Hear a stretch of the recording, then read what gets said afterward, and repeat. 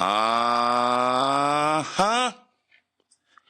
Yeah, we back. We got another episode for y'all, man, right here at Vibes and Convo. Yeah. This is your truly on key. And today, yo, we got music extraordinaire, producer, musician, all the MD, all the good things musically that you need as an artist, right? To be clean, to be right. Ladies and gentlemen, the special guest we got today is Bam Rich. Give it up for Bam Rich, y'all. Yo, man. Thank you, man. Thank you, bro. I appreciate the elaborate intro, man. I'm just a little old Bam, bro. I'm just a little old drummer from around the way, my guy. Oh, come on. Let's go. Let's do So it. this is what we're going to do. I want to start with this, right? I want to start Mhm. with who, what, and where, right?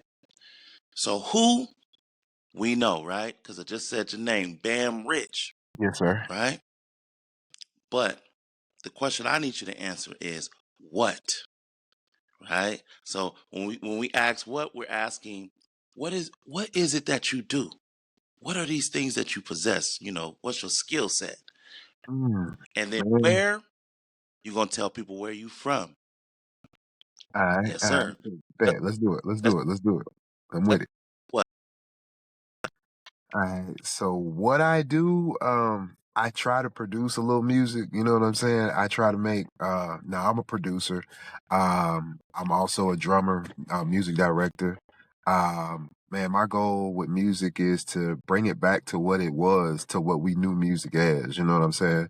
I've had the opportunity to do a few small things in life, a few small things in the music industry. So that is the what I am. I also arrange music, arrange, do vocal production, music production, editing, all that different things like that. So I try to be the final guy before you hear what music is. So that's the what. Uh, you going with the where next? Let's go with the where.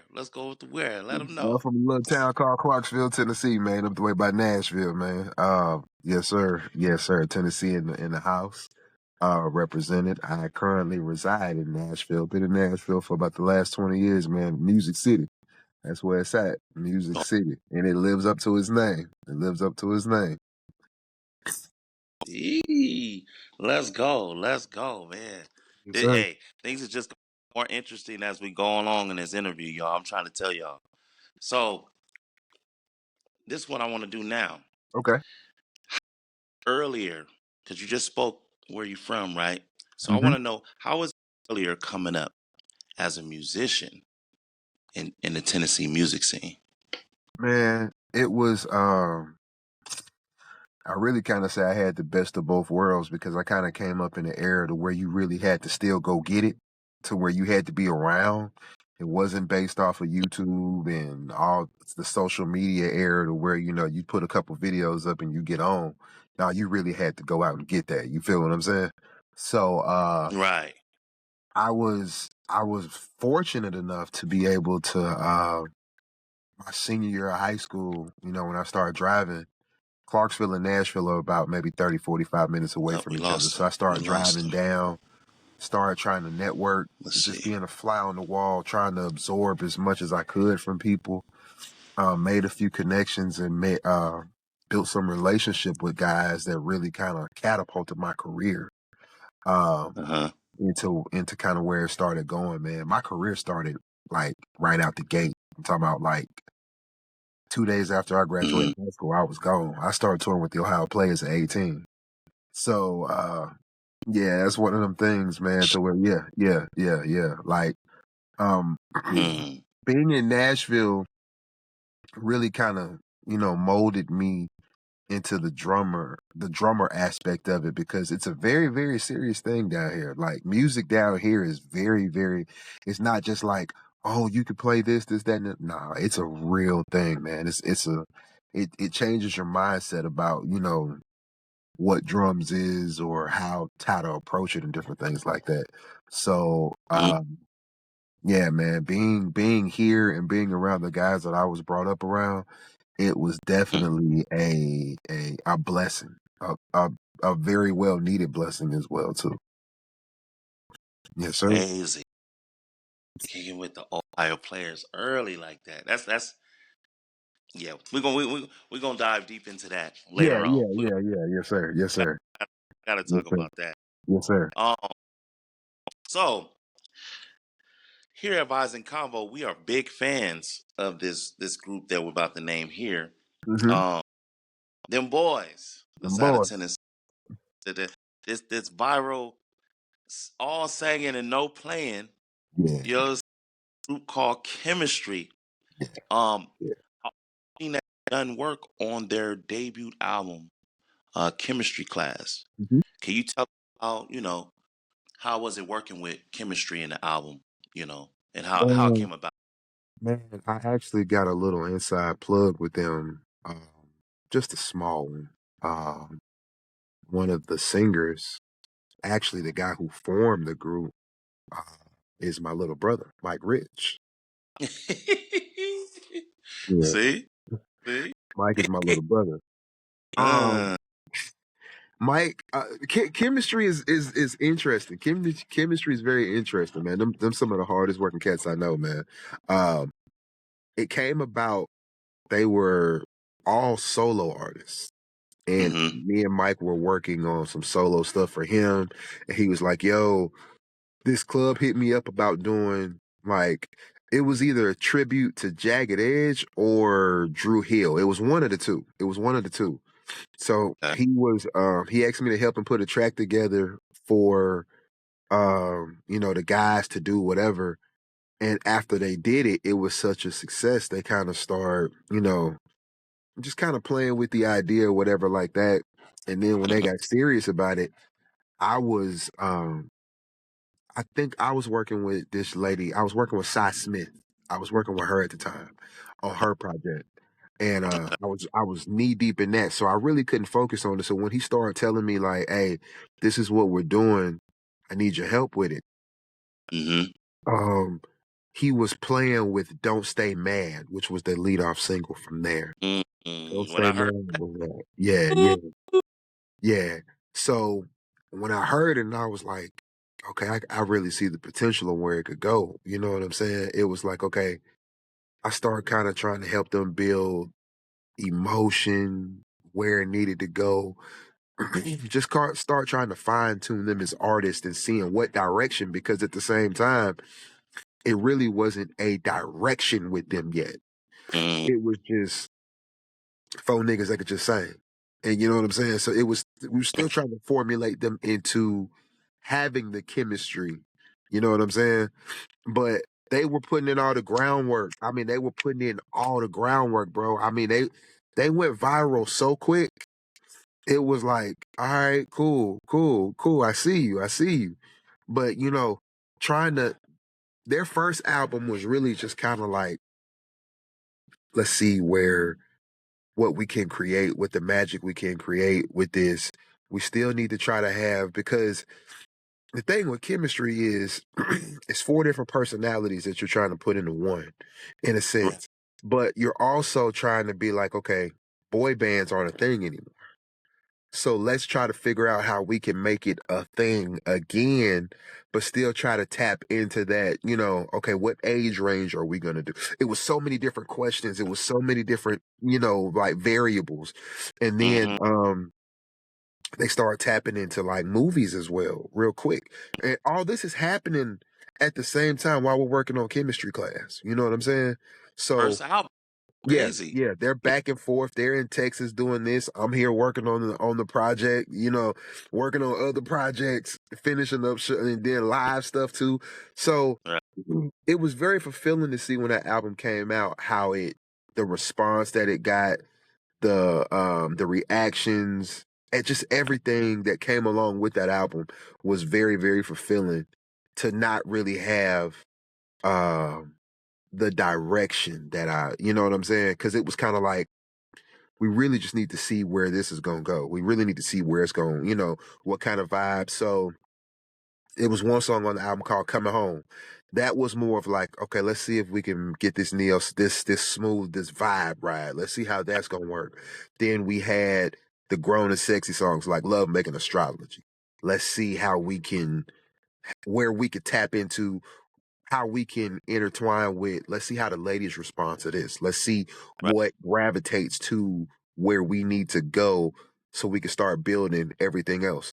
I always Right. had I always told Mike, I told him, I was like, y'all second album is gonna be our grown man album. That's where we Mm, really, really gonna see the what's, salt. yeah, that's when we're gonna start really cooking with grease. This first album is just kind of like, let's just test the waters with it. Let's just kind of see.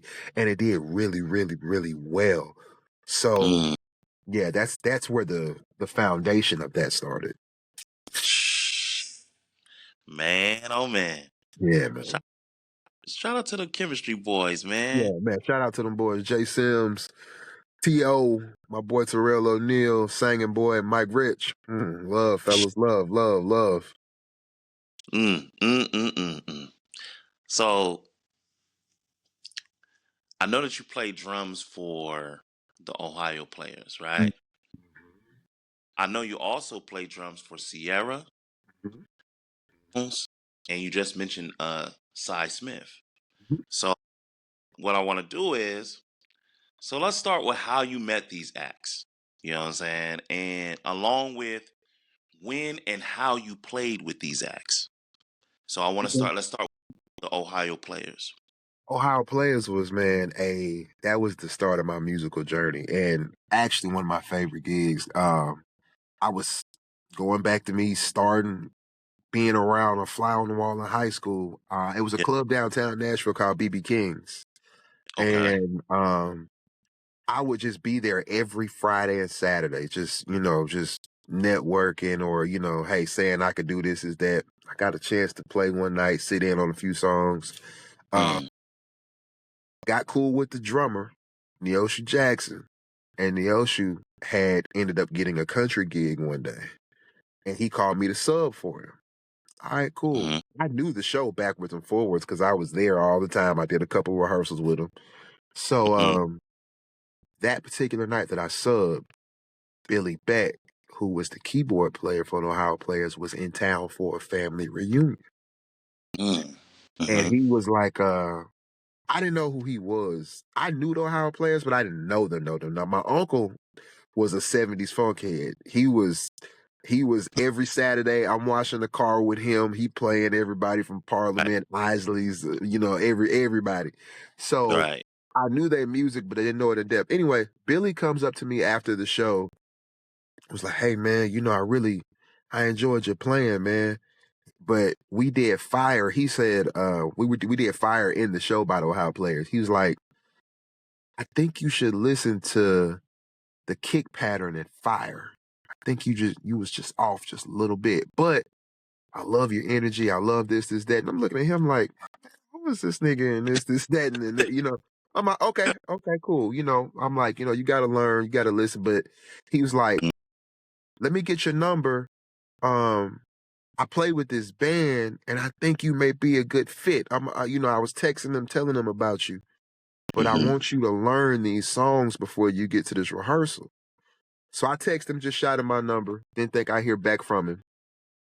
That Monday, he hit me up and said, "Can you be in Atlanta on Friday?" She.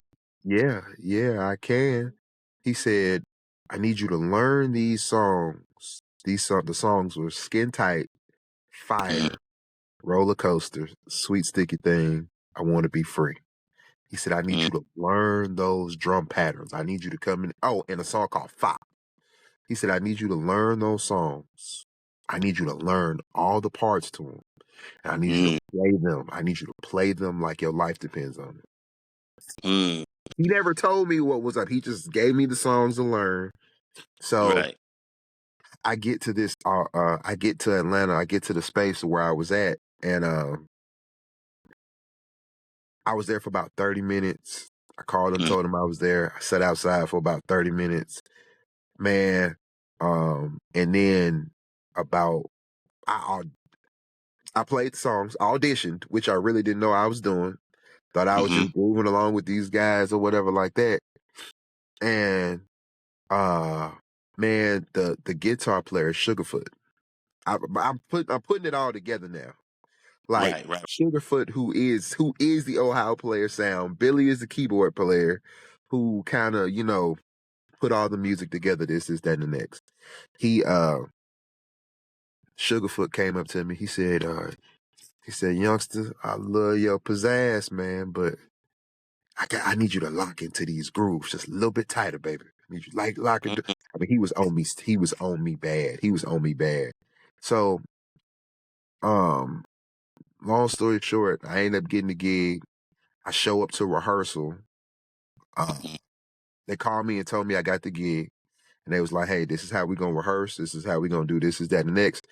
Yeah. Man, listen, I had a full ride to go to TSU, Tennessee State University. I got that gig.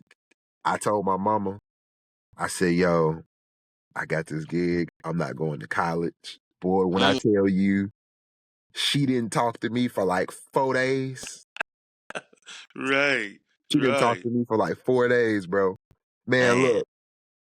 But that was my dream. I wanted to do it was either that or play basketball. My uncle used to be like, it's a million niggas in the street that play Mm-hmm. ball that got the same dream as being Jordan and Kobe and this. Yeah, He was yeah, like, you yeah. really got a gift to play drums. You need to lock into that and see where it take you.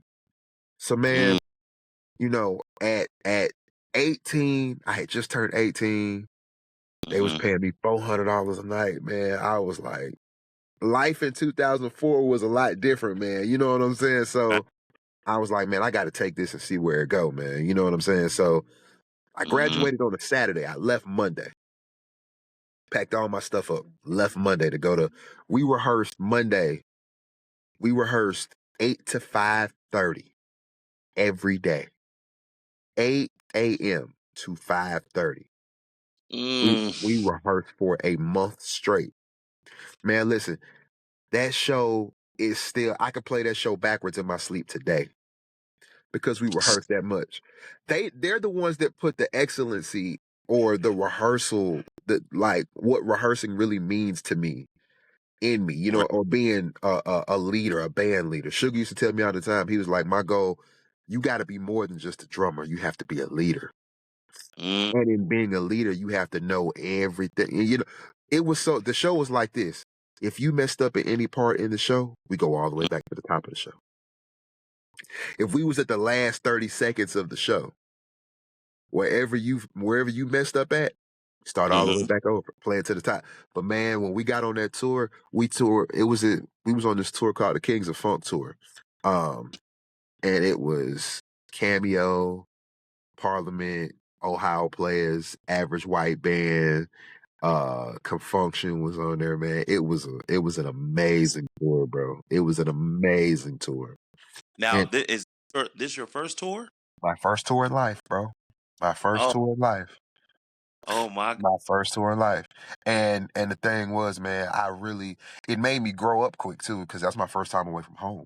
You know what I'm saying? So life was Man. happening like this. Like life was happening like this.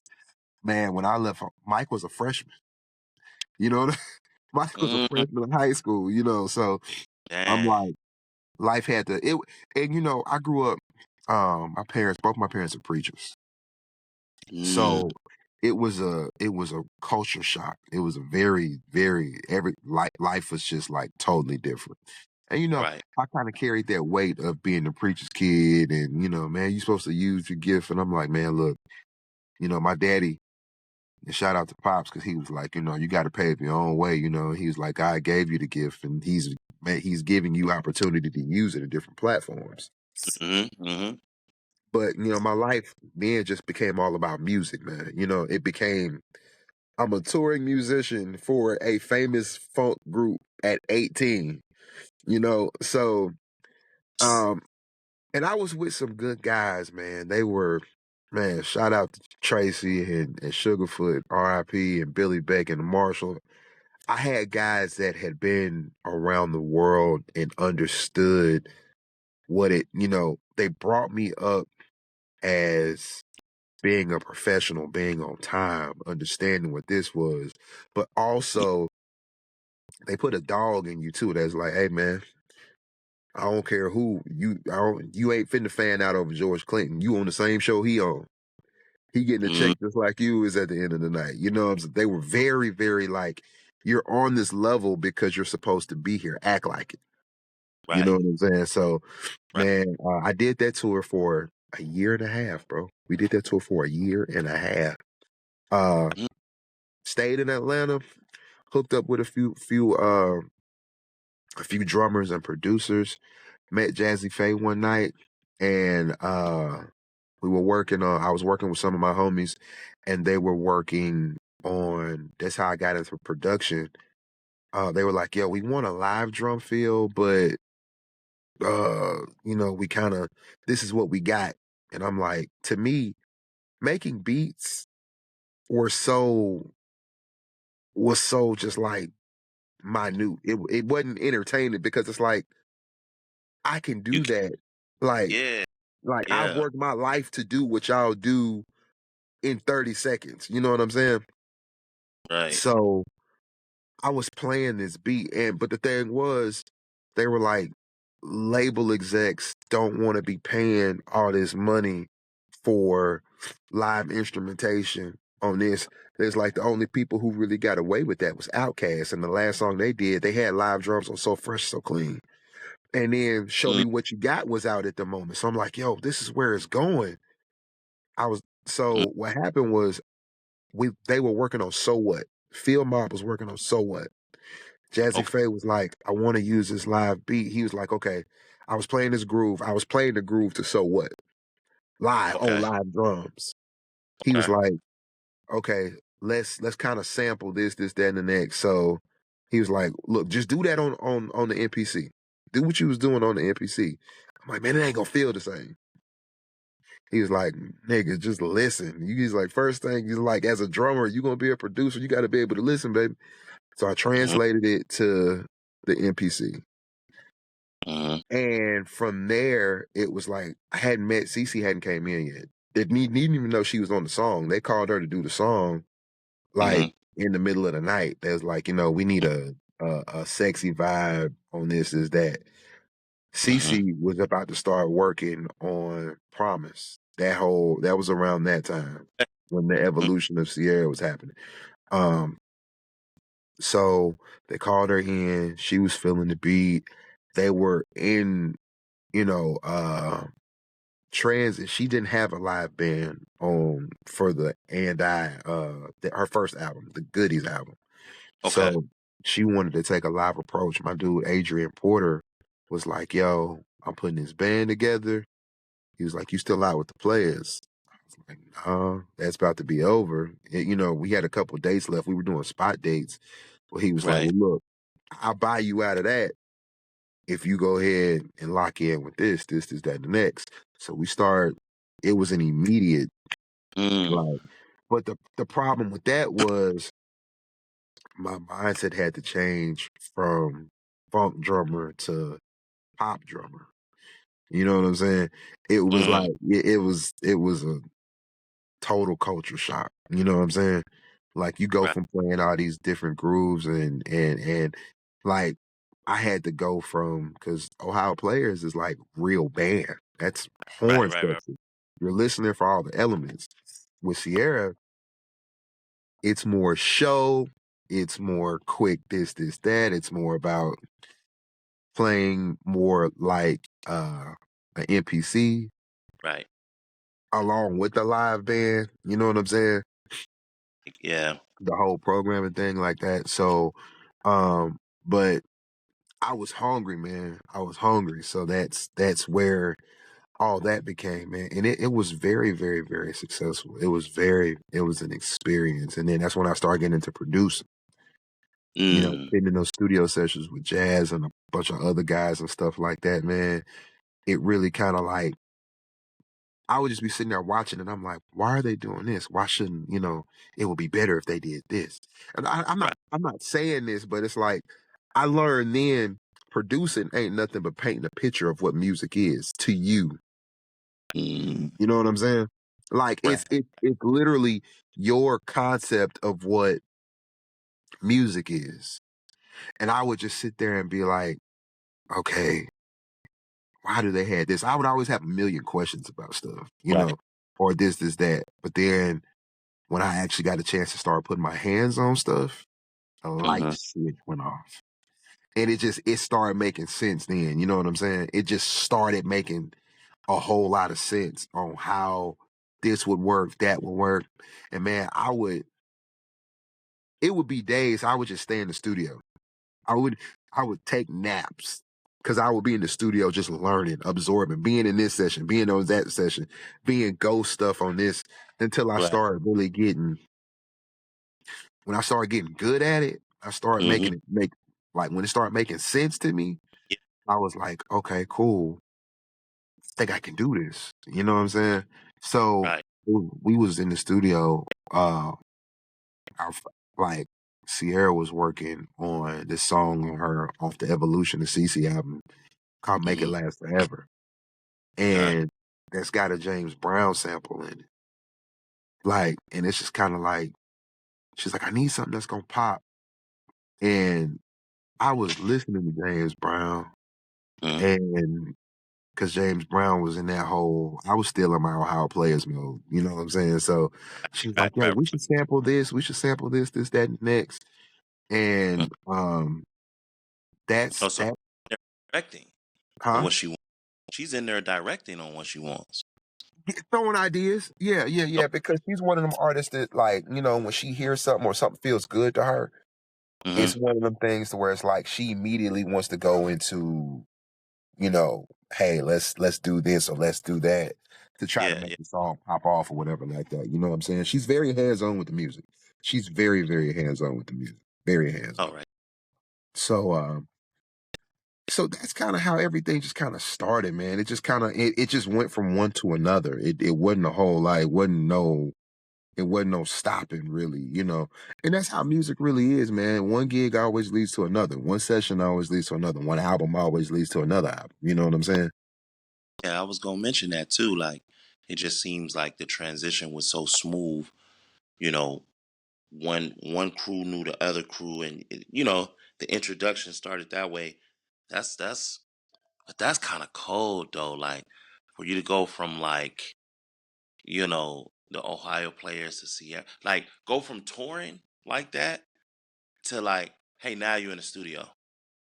Yeah, You and know what it's not I mean? easy though, bro. That's It crazy.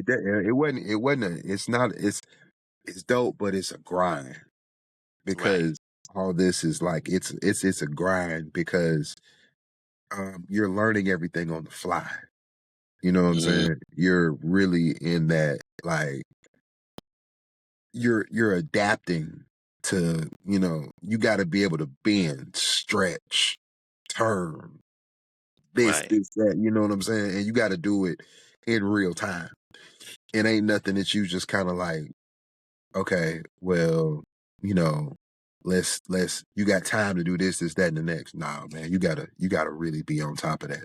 And you gotta be on top of it like quick because the thing about the music industry is it's really cutthroat, bro. It's really cutthroat. You know what I'm saying? So Right. if you want to stay relevant in it, Hmm. you gotta bring something to the table. Like, and you gotta bring it quick. You know what I'm saying? Um, that Nope. way, yeah, you'll be sitting at home.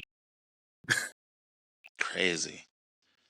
So, I know. Okay, so Sierra, the Ohio players, and I know you produce records for the Hamiltons as well.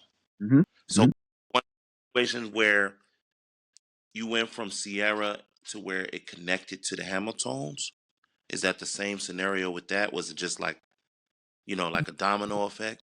Nah, the Hamiltons was more so a family thing. Like Vito and Lilo, I kind of grew up with them on the gospel scene. Mm, They have a very strong gospel background. My gospel background comes from, I had a quartet group called the Chosen Brothers. That was after Ciara and everybody else like that. I was producing really heavy then, and I had actually went to the second album that we did, the Chosen Brothers, the Blueprint of DCB. DCB2 had got nominated for a Stellar. So we're at the Stellar Awards. We actually had the chance to perform. So I actually had to make a track for us to perform at the Stellars. Okay. So and that was an experience within itself, man. Yeah, that was an experience within itself. So this is happening the same time the Hamiltons are getting really, really, really, really big with, they went viral with the whole POP and Yeah. put some respect on it and stuff like that. But I had known Lilo and Vito for like literally since we were kids. So around that time they were starting to Anthony was giving them spotlight to do them. You know what I'm saying? So it was kind of a natural thing that just kind of was like, yo, this is what we doing. This is how this is going. Let's collab on this, that, and the next. Because they're both on the third album of the Chosen Brothers, DCP3. They're both on that album. So we were working on albums simultaneously at the same time, and it was just kind of like, yo, the song for Message to America. That's the name of the song. Message to America. And the song Pilgrim and Couldn't Keep It to Myself off the Chosen Brothers album. We were like mirroring the songs off each other, you know what I'm saying? So I got a chance. We were working with them. I was playing with them at the same time that we were doing all this. So, man, it's just everything. Like I said, everything kind of led from one thing to another, bro. Even with Psy. Psy had, surprisingly, she had knew some of my work. And I was a huge fan of her work, man. Psy Smith vocally was just like, her vibe was just like, I'm a big Neo Soul fan.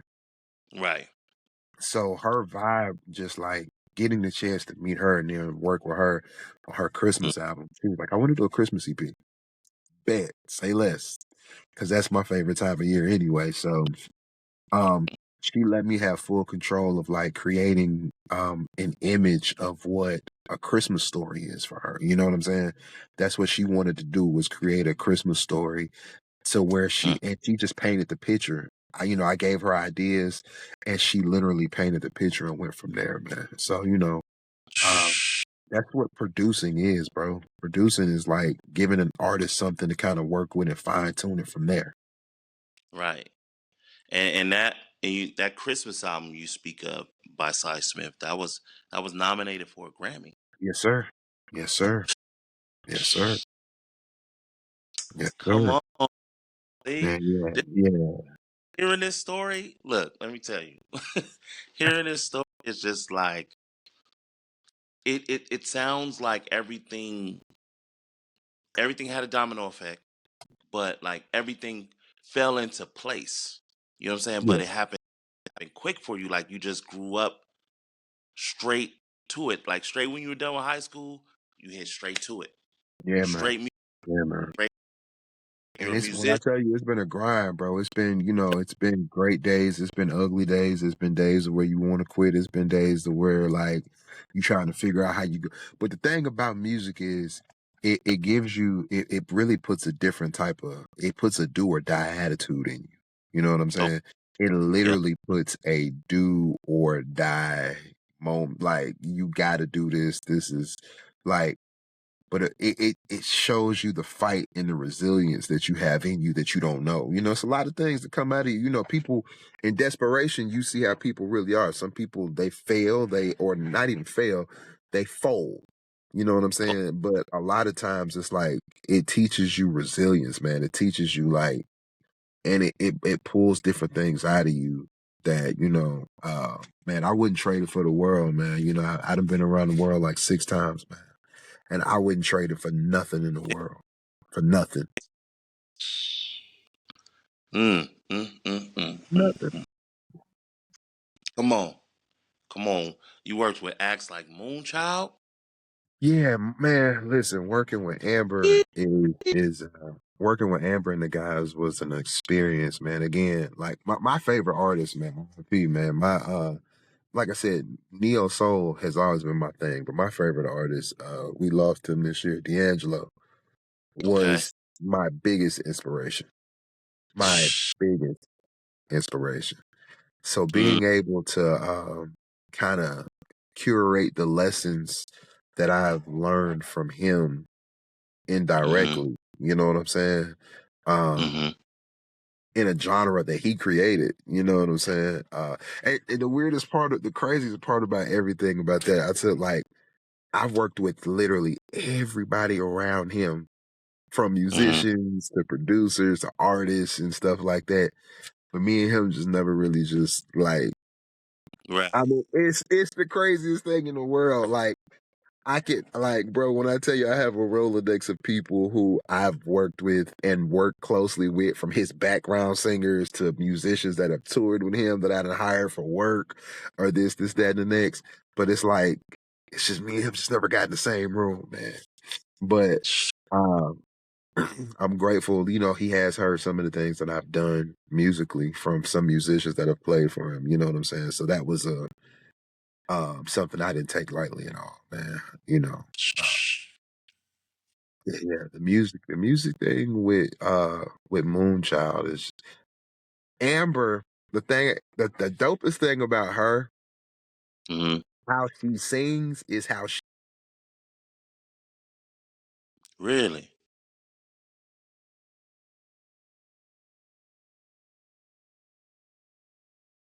Crazy.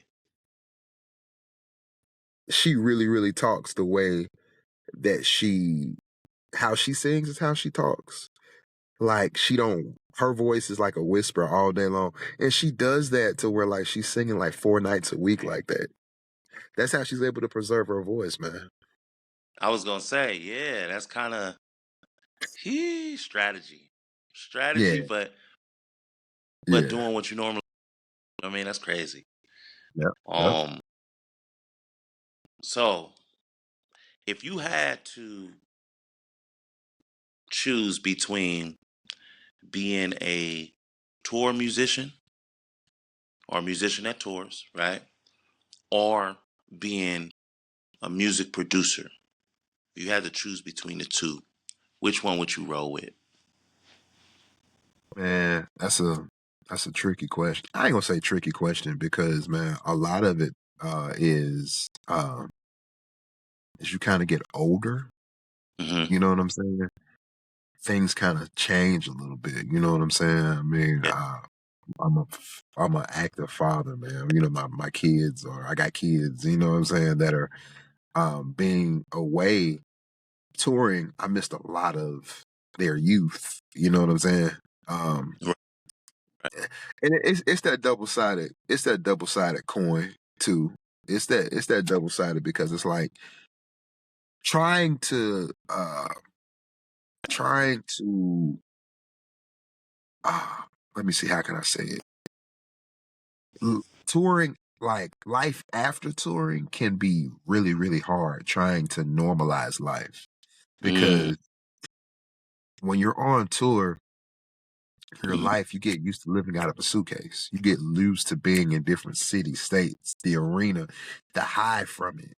And when that's gone, it's like the silence can get to you after a while. Or just like, what am I supposed to do with myself now? You know, it ain't no bus call, it ain't no this, that, you know. It's normalizing life can kind of be a challenge at times. Right. But for me, I kind of built a lot around the city as well, to where I'm always working and playing. Plus, I live Right. in Nashville is the city. That's what I'm saying. Like, you don't Mm, have that availability to be off like that because there's so much work here. Um, mm, but producing, I love producing more because, I love being very hands on with music, and I love creating music that touches people. in a Mm, way that's unexplainable. You know what I'm saying? right. I love being able to have the influence to be able to put the puzzle together in every song and then Yeah. present it to y'all. You know what I'm saying? That like Yeah. music lives forever. It lives forever, whether you're playing and people remember the experience they had being Hmm. at your show or seeing your show, or whether they press play on a song and they hear, and so it's kind of the same but different approaches to each one. Does that make sense? Yeah, it does. It make a lot of sense. Yes, sir. Different approach to each one. Now, if you had any advice for that musician that's looking to tour, um, what advice would you give them? Like what piece of gem would you give him to where he'll be prepared for that? He or she will be prepared for that tour. Yeah, study the music. And first off, don't come in with your feelings thinking that you're not replaceable or that the artist is you become best friends with the artist. That don't Mm, happen in every situation, man. You know what I'm saying?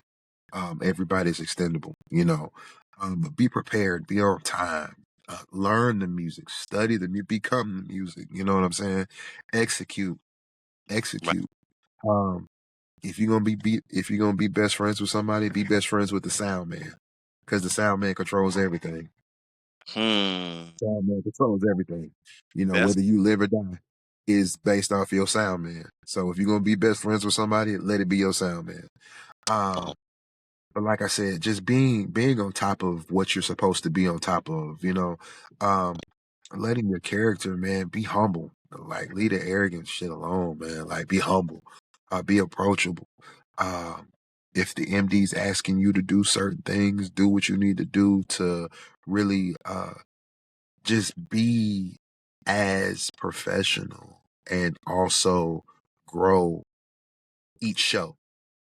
Grow mm, each show. Grow from what you played last night. You know what I'm saying? Make okay. the music feel good. Make the artist want to call you back. Okay. You know what I mean? Yeah, make them want to call you back.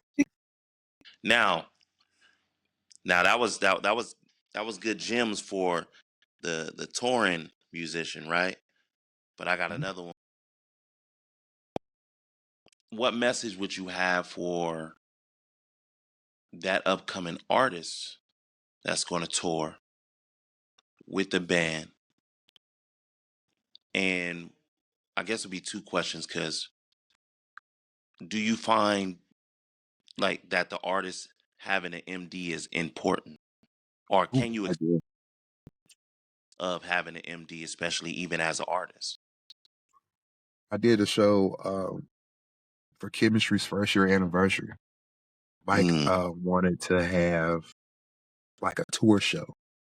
okay. And if it's clips of it on YouTube where Mm, like set that boy out. Like I'm talking about, you would have thought they were on tour. You literally, I'm talking about from the lights, from the production to everything. You know what I'm saying? But hmm. in reality, um, they weren't ready for that yet. Okay.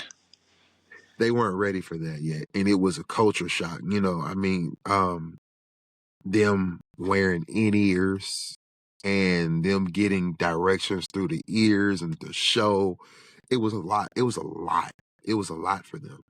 And but you know, his I tried to make his vision come to life, which Mm-hmm. we executed that, but um I didn't properly as a music director prepare them Mm, for and that's the thing. Like a lot of people, everybody has a vision.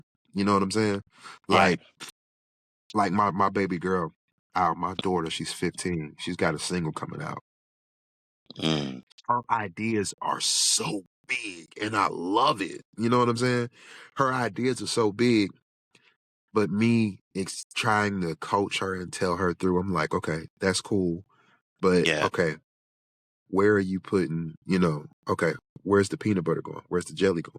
Where's this going? What are you Mm, drinking with this? What are you doing with this? You know what I'm saying?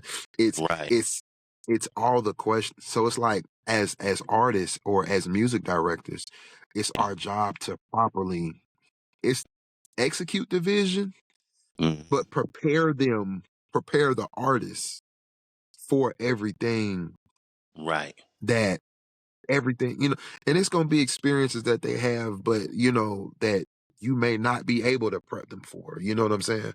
But as much as you can prep them for what's gonna be given to them or Mm, what what you can do. Because I went into that show, I'm talking about, to mm, me, it was like, all right, this the fifth night of the tour. Y'all should be this, that, and the next. I had all the stems line. I had this, that, and the next line, you know, and they're like almost kind of like a deer in headlines because everything they had been doing was with tracks or track shows that I did. So they had a band experience, but not the full right. experience of this big ass stage, the band right here beside us, wardrobe changes, Mm, all that. We did all that, bro. Like that show was an experience, bro. The way I had it mapped out, but that was based off my tour experience. You know what I'm right. saying? That was based off that. They're trying to learn it on the fly and Right. be in it in real time. So it's like they they're not enjoying it the same way I'm enjoying it because it's like I'm like, yo, this is home for me. Yeah. This. This is to them, it's like, okay, oh, who's in the talk back? Who's talk? Oh, this is happening. Okay, this got to happen right here. I'm like, okay, yo, we got to get out of here. We coming out right here. Here, the next track right here. Well, wait a minute. I thought we had one more verse. Nope, this is where it is. So all that is coming from the artist needs the same as much direction as possible from the MD to make sure that they're executing, because the biggest thing is you have to give the people who paid their money the best experience possible. But so everybody got to work together with that. See, that's. See that touring info. That touring info. Um, Yeah, man. Yeah, so much gems. So much yeah. gems. But yeah, so up to let's get to the updated stuff, right? Let's Hmm. get to where we're right now. The new single from Chemistry that that you worked on as well, that you produced on as well, called Perfect Play. Yes, sir. Yes, Heard sir. that I I it's going there. It's going there. Yeah, um, man. Yeah, you yeah. know, When Mike brought me the yeah, concept of perfect pleasure. Go ahead, go ahead. that's crazy because when I heard it, immediately, heard the live instrumentation, but it was like it gave, how do I say? It gave them um a new identity musically. Yeah. Mhm. So was that the goal? Was that the goal intended for this song here? For the whole album, honestly. Mm, The whole this kind of goes back to what we were talking about earlier with not necessarily knowing the direction on the first album, but with this one, I was definitely way more intentional. I told Mike from jump, I was like, what we're gonna do with this album is we're mm, gonna do some stuff that hasn't been done, but we're gonna do some stuff that's kind of like we're gonna bring the live effect to people instead of it just being you seeing it live on tour. We're gonna bring you the tour on the mm, album. But what we're gonna do is match it with the live feeling. So this the thing. You go listen to Diary of a Mad Band, mm-hmm. it gives you a live feel, but it also gives you, or if you go listen to You Send Me Swinging by Mint Condition, Yep. like it, or Pretty Brown Eyes, you get the live instrumentation, but Mm-hmm. it's in a studio form. I want you to feel like you're at the arena listening and feeling this album. You know what I'm Mm. saying? But also giving you the grown and sexy vibes that you know from them. You know, Right. that's what we kind of curated. Okay, listening to the last album, listening, like looking at their algorithm or what Mm. song really kind of worked. It was the songs that were kind of like based off of sex. So it was like, okay, you got songs like Miss in the Morning, Love Right. Making Astrology, Mm-hmm. or like the songs that people gravitated to the most were more intimate songs. So it's like, okay, cool. Let's keep that vibe, but grow up with it. You know what I'm saying? Let's Mm. grow up with the concept, but then let's give it a whole different sound. And let's make it so big sonically, which is like, okay, now we gotta, if you listen to Chemistry Class and Perfect Pleasure, it's night and day from a Mm. production standpoint. You know what I'm Right. saying? So it's like you immediately you feel the growth in the production, in the lyrics, in the content, in the concept of it all. You know what I'm Right. saying? It's like it's not the same group. It is the same group, but it's like, whoa, this is like 10 steps ahead. Like they Yeah. just signed to Sony or something, not some shit Yeah. like that. You know what I'm saying? It's so the point of it is to like show the artist to where it's like, okay, we really serious about what it is that we're doing and how we're doing it and our approach to it, to where now your expectations of when you see them live is 10 steps higher because now it's like when you listen to Perfect Pleasure, if you turn it up loud enough in your car, you're going to be like, whoa. Mm. Because the mixing, I did the whole Dolby Atmos mix. So it's like it's hitting you from every which direction. I pulled in my guy John Blast to mix that joint because it's like and John Blast guy, he's did NDRE, he's did Beyonce, he's did so many different artists. So it's like sonically, I wanted to come from a whole different perspective from what Right. you got off the first album to make you feel and then, the boy bands, they don't have live instrumentation now. So it's Right. like, let's bring that back. Let's really bring that back. Let's bring R&B back to what you feel it as or what you know it as. You know what I'm saying? Right. Man, it's crazy that you said you used the right word too, big. It sounded big. Like the first time I heard it, it was just like, yo, it's crazy. It's crazy. Bingo, Another bingo, level, bingo.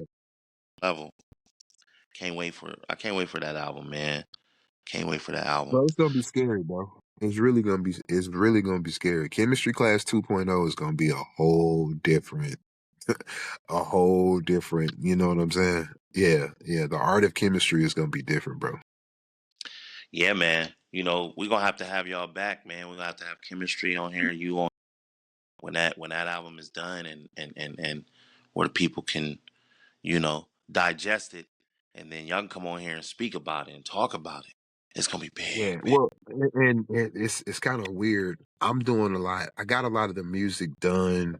We working on a lot of the vocals and stuff because they're actually working on a movie right now. They're working on a real movie called The Fifth Member, and it's like, it's like, it's dope because we're actually doing Chemistry's album and the soundtrack for The Fifth Member at the same time.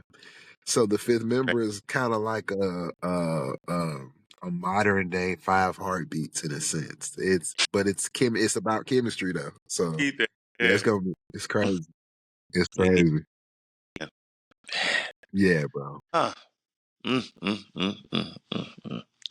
So man, so many gems dropped today. So many gems. I appreciate you letting me drop them on you, my guy.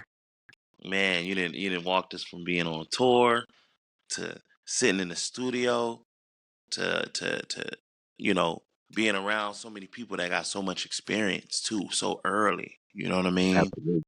Um, Man, that's been the blessing of of this whole thing, bro. That's really been the blessing, man. The people I've built relationships with, have had a chance to absorb from. You know what I'm saying? Um, right. and it's because like I said, not even meeting D'Angelo, but being able to absorb so much from his music. You just got to be a sponge, man, and you got to be willing to soak in so much from everything that's around you. You know what I'm saying? Yeah. Yeah. Phew. Okay. So, do you have any last shout outs that you want to give? um, to the folks out there? Man, shout out to everybody I've had a chance to work with, everybody I've had a chance that has graced me with the opportunity to play for them, produce a record, play on their record. Mm, You know, uh, man, I'm grateful for everybody who has been a part of my journey, even in my corporate band, just being able to just uh, I'm grateful for music, period, brother. Grateful just for the gift and being able to share it with people around the world, people who have whether it be bought records or remember stuff and experience and stuff like that. It's been a beautiful journey so far, and it's still a nice little way to go. Still got a nice little way to go with it, man. right.